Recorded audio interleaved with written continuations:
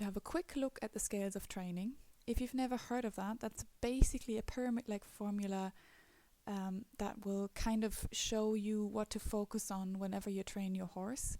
It doesn't really matter if you want to go for dressage, flat work, or show jumping or eventing. These are very basic steps that most horses should work through, at least partially. Not every horse will reach the top, and that's fine. They don't have to, but it gives you a nice guideline of where you might want to go, what you might want to work on a specific day or as a long-term goal. You're supposed to work your way up this pyramid step by step. They build up on each other basically, but of course there's always exemptions to every rule. Some horses find one step a lot easier than another step. Sometimes you just have to take 1 or 2 or 3 steps back and work your way up again. That's just how training and learning works for everyone, not just horses but humans as well, so that shouldn't be surprising. Try to include a few videos that might show you what I mean, because sometimes it's easier to see things, sometimes it's easier to feel things. I don't have the perfect examples every time, but I'll give it a go anyway. So the first step in our pyramid is rhythm. Rhythm is defined in this case as the regularity of footfalls, meaning you have a 4-beat walk, a 2-beat trot, and a 3-beat canter. Not only do the footfalls have to be like regular, like the horse shouldn't be hopping lame, I mean that's obvious. It should also be forward going, so no dragging the feet through the sand. The rhythm should stay the same forward, so even if it's a clear 4-beat, it should stay the same clear 4-beat rhythm throughout the whole walk. So not the short side being very, very fast and then the next long side very, very slow 4-beat.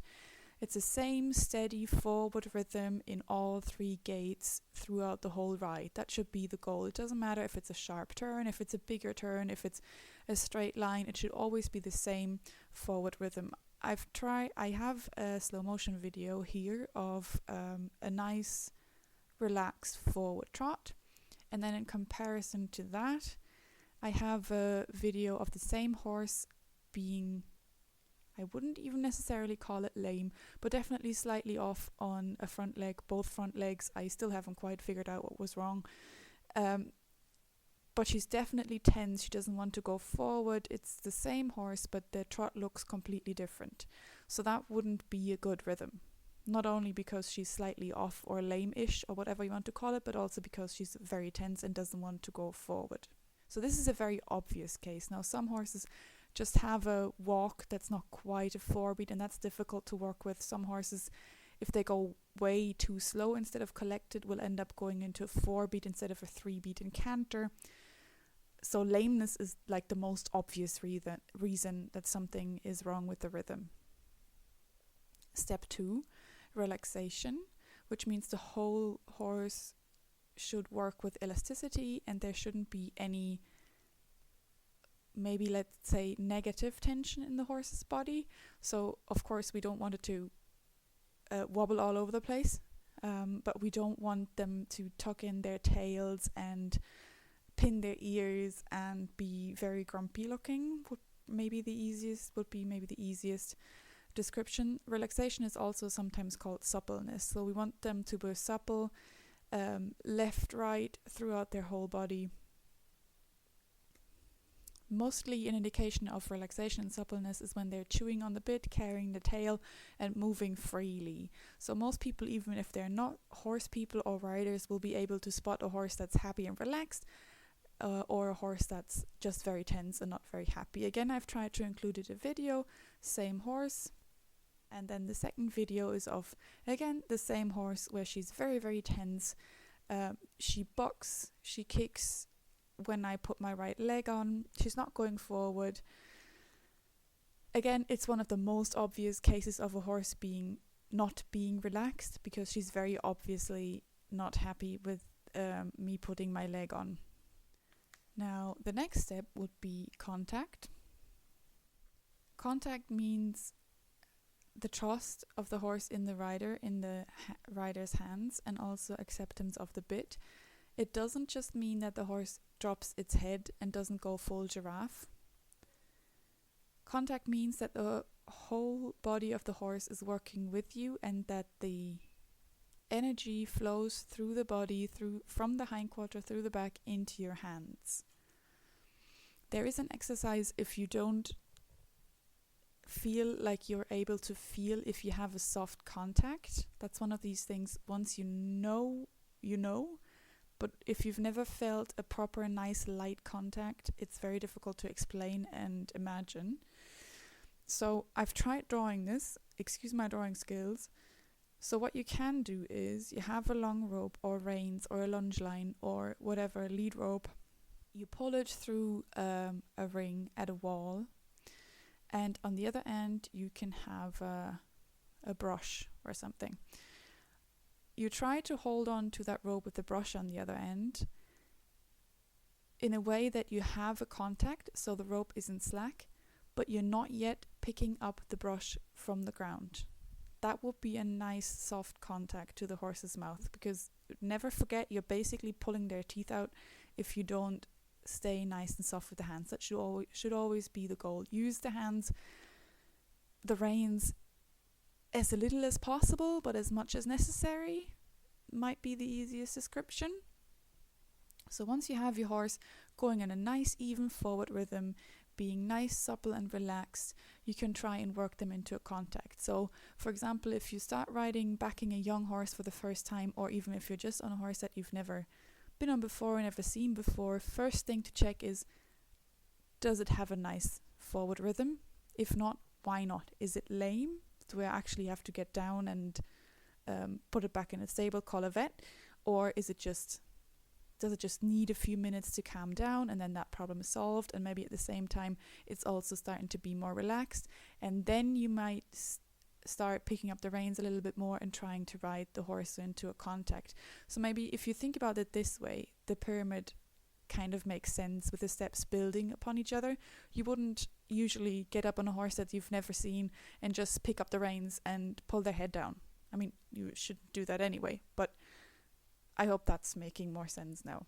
Here's a nice description of what on the bit in contact is, and then what above the bit and behind the bit is.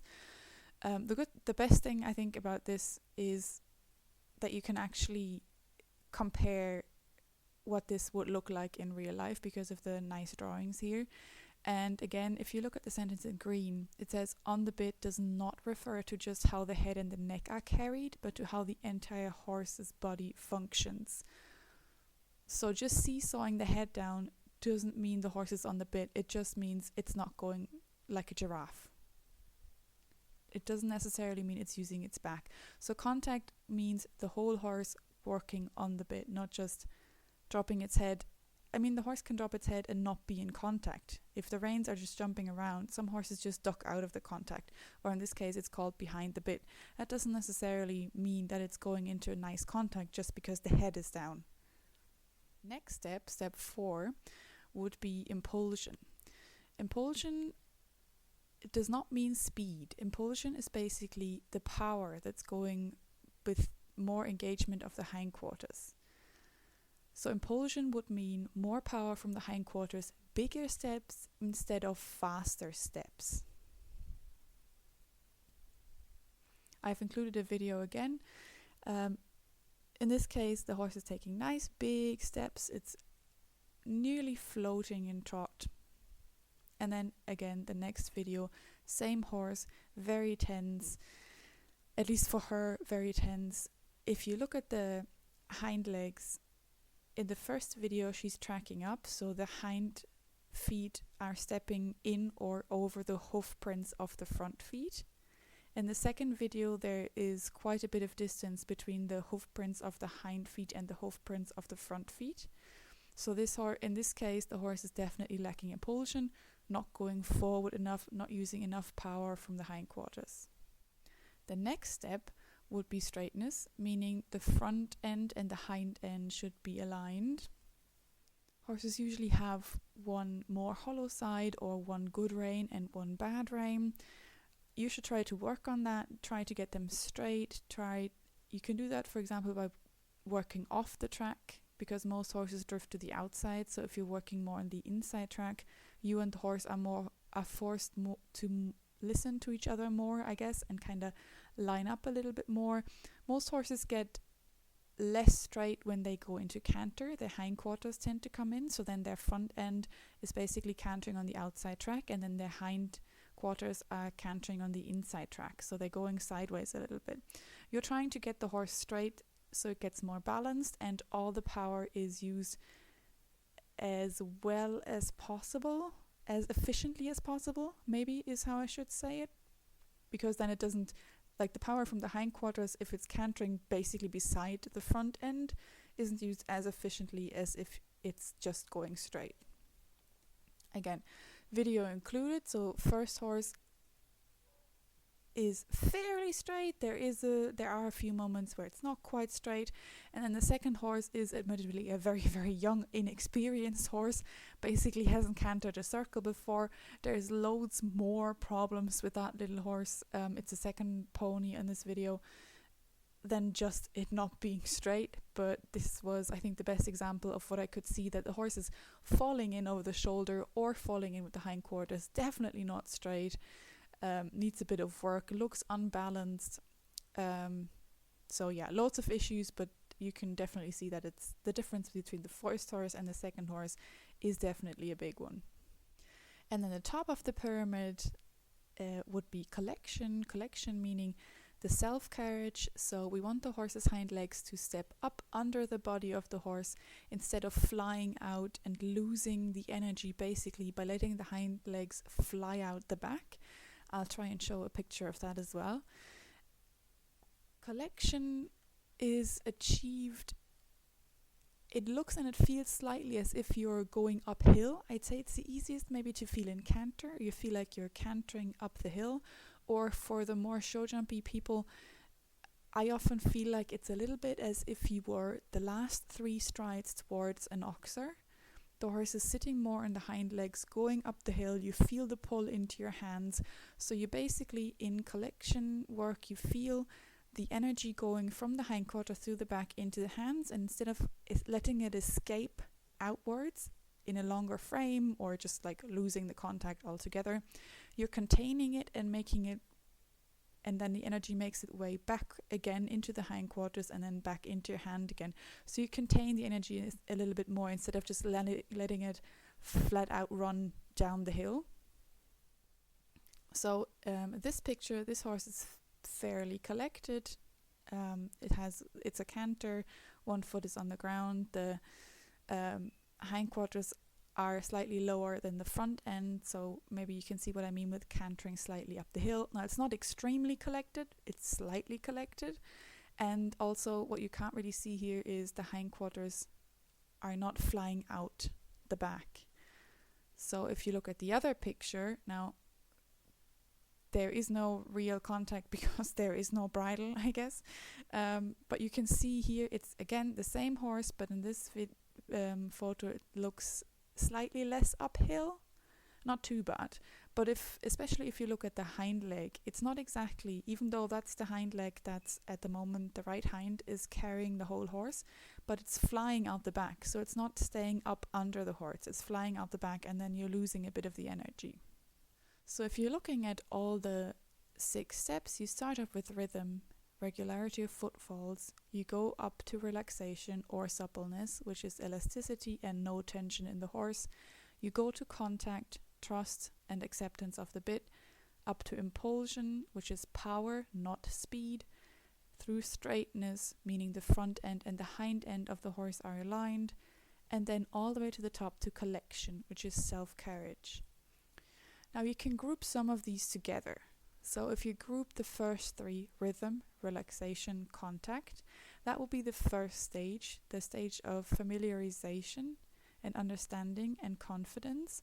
So that will be the first 3 steps you would work on with a young horse, for example. You want to make it familiar with how it feels to start working with a rider, to understand basic aids, and to get a bit of confidence in what's going on. That will be the first step. The first phase, including the 3 steps. The next phase would be where the horse is developing pushing power. So it's going forward. and not also a little bit more balanced, a little bit more forward, more confident in the aids, which leads to making it more easy to go forward. And then the third stage is the development of carrying power. So that would lead to the self-carriage for collection. It's not just pushing forward, it's pushing forward, upward. Forward and up the hill would be the third stage, with impulsion, straightness, and collection. All these 6 stages with the 3 phases are meant to lead to a balanced horse, a supple horse. Basically, those are the horses that look nice, relaxed, easy to ride, but also extremely powerful. So you're trying to go for thoroughness and balance. I've basically only shown dressage and videos and photos, but this applies to show jumping as well. Imagine you have a horse that is not going into any kind of contact, maybe even ducking behind the bit all the time. That I don't think that would feel very safe even as a rider. If you're going through a course of fences, maybe 1.10 meters high, you don't have the horse in contact at all. It's either going full giraffe on you or ducking completely behind the bit. That really doesn't help you. Not only is it probably difficult to steer, you can't really feel if the horse is going to go pull towards the fence or back off the fence. So even those basic things are important. Show jumping contact is necessary. Same thing with impulsion. Of course you need impulsion in show jumping, and straightness you need as well. If you're trying to do a speed round and your horse is just falling around the corners because it's not balanced and it's not straight and it can't even canter a straight line, you'll have difficulties doing a turn. So you need all of these, or at least some or most of these, to some degree, no matter what you're trying to achieve with the horse. Dressage, flatwork, show jumping, eventing, vaulting horses as well need to be collected and straight and have an impulsion. Otherwise it's difficult to do the gymnastics on the horse. So I hope this was a little bit helpful. It was a very quick run through, so if there's any more questions, don't hesitate to ask in the comments, or let me know if there's anything I forgot or need to improve. If you're interested in how my perfect ideal of horse looks like, or how it should look like in my opinion, if this is all mostly perfect, my favorite video, dressage video on the internet, is when Ingrid Klimke is riding Franziskus. Ingrid Klimke is a very successful eventer from Germany, and she rode Franziskus a few years back. I'll include a short clip of this at the end here, and if you're interested, I'll put the link in the description. In cases like this, I think it's understandable why some people like me enjoy watching dressage. I do get why some people find it extremely boring, but this pair just looks like they're having the time of their life, and it looks so powerful, so relaxed, so controlled at the same time. So I definitely recommend checking that out. And other than that, I hope this was helpful.